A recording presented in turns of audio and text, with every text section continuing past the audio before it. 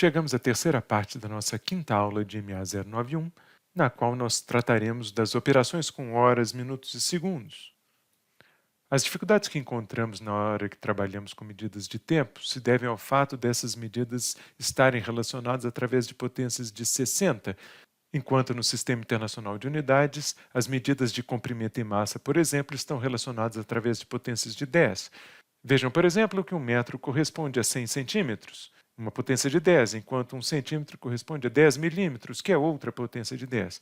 Por sua vez, um minuto corresponde a 60 segundos e uma hora corresponde a 60 minutos, então temos que trabalhar com potências de 60. Peguemos como exemplo o ônibus de João, que saiu da rodoviária de Campinas às 9 horas e 48 minutos e fez uma viagem até o Rio de Janeiro que durou 7 horas e 18 minutos. E nós desejamos descobrir a que horas o ônibus chegou ao seu destino, ou seja, ao Rio de Janeiro.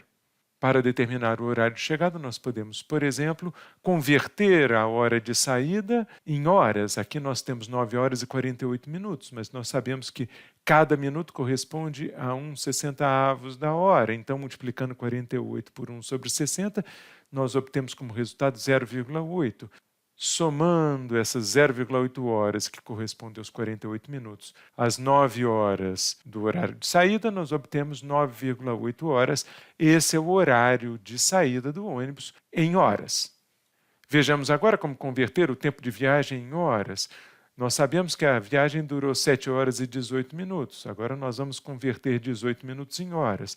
Lembrando que cada minuto corresponde a 1/60 da hora, podemos escrever 18 minutos como o produto de 18 por 1/60 de hora.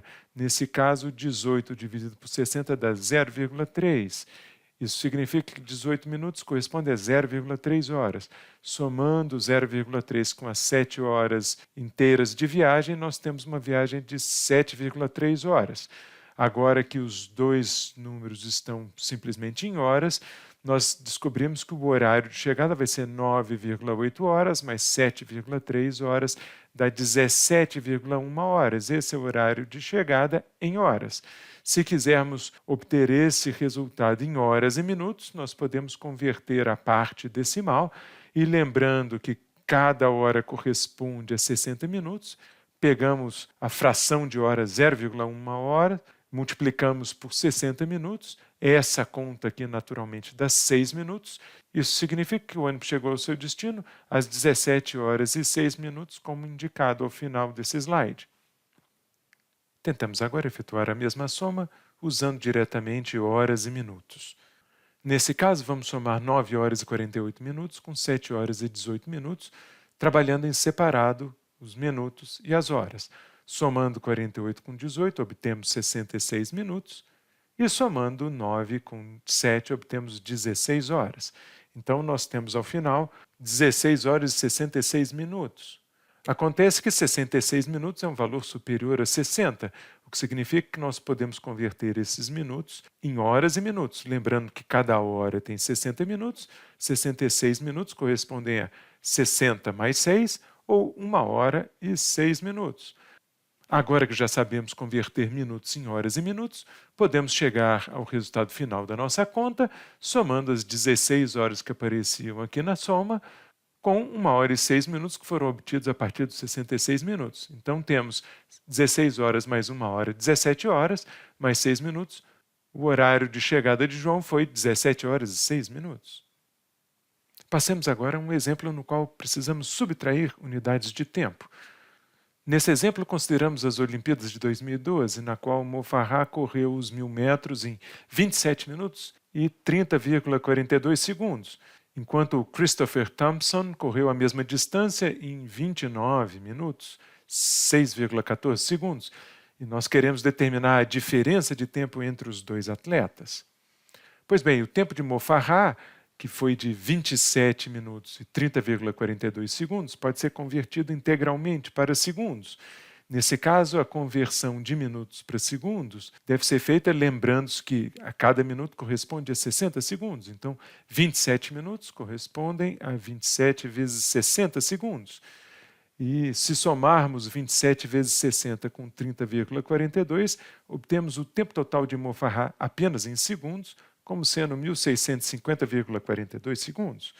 Vamos tentar fazer a mesma operação com o tempo de Christopher Thompson. Christopher Thompson correu a mesma prova em 29 minutos e 6,14 segundos.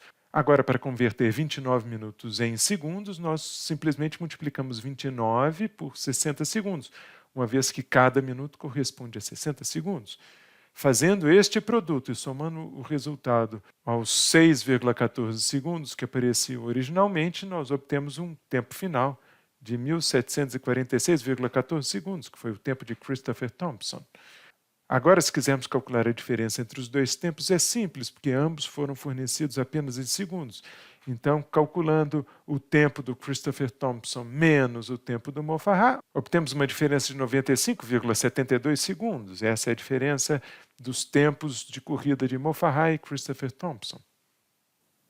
Para completar essa parte da aula, calcularemos a mesma diferença de tempos, usando agora minutos e segundos.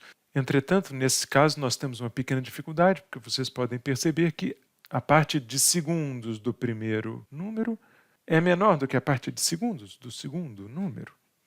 Nesse caso, nós vamos converter os 29 minutos do tempo do Christopher Thompson em 28 minutos mais 60 segundos, uma vez que 1 minuto corresponde a 60 segundos.